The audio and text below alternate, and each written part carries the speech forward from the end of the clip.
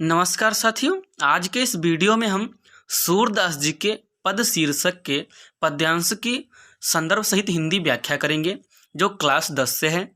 जैसा कि यहाँ पर देख सकते हैं पॉइंट 1 करके प्रश्न पूछा गया है, निम्नलिखित पद्यांश की संदर्भ सहित हिंदी व्याख्या कीजिए। जैसा कि आप यहाँ पर देख सकते हैं प्रश्न करके एक पद दिया गया है, इस पद की हमें हिंदी व्याख्या करनी है। सबसे पहले आपको इसमें संदर्भ लिखना है, फिर प्रसंग लिखना है, फिर इसके बाद व्याख्या लिखनी है और इसके बाद काव्यगत सौंदर्य लिखना है। यहाँ पर इसकी व्याख्या करने के लिए आपको सबसे पहले इसे अच्छी तरीके से पढ़ना है और फिर इसके बाद इसकी ससंदर्भ सहित हिंदी व्याख्या करना है। इसकी व्याख्या करने के लिए सबसे पहले हम संदर्भ हेडिंग डालेंगे। यहाँ पर कुछ इस तरह से संदर्भ हेडिंग डालने के बाद इसमें लिखेंगे, यह पद्य श्री सूरदास द्वारा रचित सूर सागर नामक ग्रंथ से हमारी पाठ्यपुस्तक हिंदी के काव्य खंड में संकलित पद शीर्षक से उद्धृत है। यहाँ पर ये हमारा संदर्भ लिखने का पहला तरीका हो गया। इसके अलावा आप सरल भाषा में दूसरे तरीके से भी लिख सकते हैं, जैसे प्रस्तुत पद्यांश हमारी पाठ्यपुस्तक हिंदी के काव्य खंड में संकलित पद नामक शीर्षक से लिया गया है। इसके रचयिता श्री सूरदास जी हैं। यहाँ पर एक बात हमेशा आपको ध्यान रखनी है कि जहाँ पर शीर्षक लिखा है वहाँ पर शीर्षक ही लिखना, पाठ मत लिखना, और जहाँ पर रचयिता लिखा है वहाँ पर रचित या रचयिता ही लिखना, क्योंकि ये पद्यांश है और पद्यांश में रचित और रचयिता डाला जाता है और गद्यांश में लेखक या लिखित लिखा जाता है। वो गद्यांश है, ये पद्यांश है। इस बात का हमेशा आपको ध्यान रखना है, क्योंकि इस प्रश्न की ये आपकी पहली हेडिंग होती है और इस प्रश्न के आपको 4 के 4 नंबर मिलते हैं 4 हेडिंग्स के लिए। यहाँ पर सबसे पहले आपको संदर्भ बहुत ही अच्छे से लिखना है, कोई भी गलती नहीं करना है, क्योंकि कॉपी चेक करने वाला संदर्भ बहुत ही अच्छे से पढ़ता है।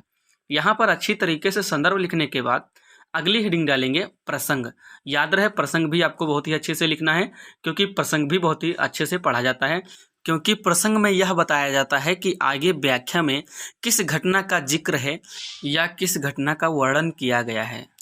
यहाँ पर बहुत ही अच्छे तरीके से प्रसंग हेडिंग डालने के बाद यहाँ पर प्रसंग में हम लिखेंगे, इस पद में भक्त कवि सूरदास जी ने श्री कृष्ण की महिमा का वर्णन करते हुए उनके चरणों की वंदना की है।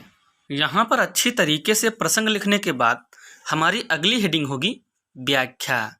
यहाँ पर कुछ इस तरह से काले पेन से हेडिंग डालेंगे व्याख्या, और इसके बाद यहाँ पर हम लिखेंगे, भक्त शिरोमणि सूरदास श्री कृष्ण के कमल रूपी चरणों की वंदना करते हुए कहते हैं कि इन चरणों का प्रभाव बहुत व्यापक है।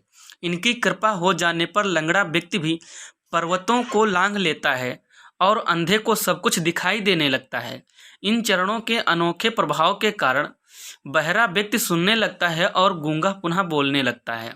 किसी दरिद्र व्यक्ति पर श्री कृष्ण के चरणों की कृपा हो जाने पर वह राजा बनकर अपने सिर पर राज छत्र धारण कर लेता है।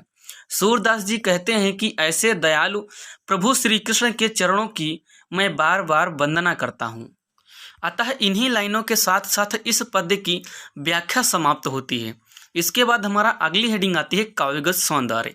एक बात यहाँ पर आपको हमेशा ध्यान रखनी है कि काव्यगत सौंदर्य आपको बहुत ही अच्छे से लिखना है, क्योंकि व्याख्या पर कॉपी चेक करने वाला ज़्यादा ध्यान नहीं देता है, लेकिन लास्ट की हेडिंग काव्यगत सौंदर्य पर बहुत ही अच्छे से ध्यान देता है।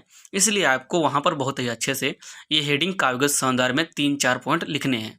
यहाँ पर कुछ इस तरह से हेडिंग डालेंगे काव्यगत सौंदर्य, और यहाँ पर पॉइंट 1 में लिखेंगे, श्री कृष्ण के चरणों का असीम प्रभाव व्यंजित है, कवि का भक्ति भाव अनुकरणीय है।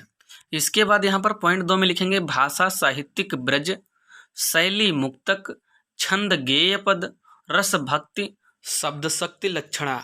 याद रहे यहाँ पर आपको कम से कम 4 पॉइंट बहुत ही अच्छे से लिखने हैं, क्योंकि इसका भी आपको 1 नंबर मिलता है। अतः इसी के साथ साथ इस पद्यांश के चारों हेडिंग्स कंप्लीट होते हैं, संदर्भ, प्रसंग, व्याख्या और काव्यगत सौंदर्य। उम्मीद करता हूं कि इस पद्यांश की व्याख्या आपके समझ में अच्छे से आई होगी। तो बस मिलते हैं अगले वीडियो में, तब तक के लिए बाय बाय। सब्सक्राइब, लाइक और शेयर।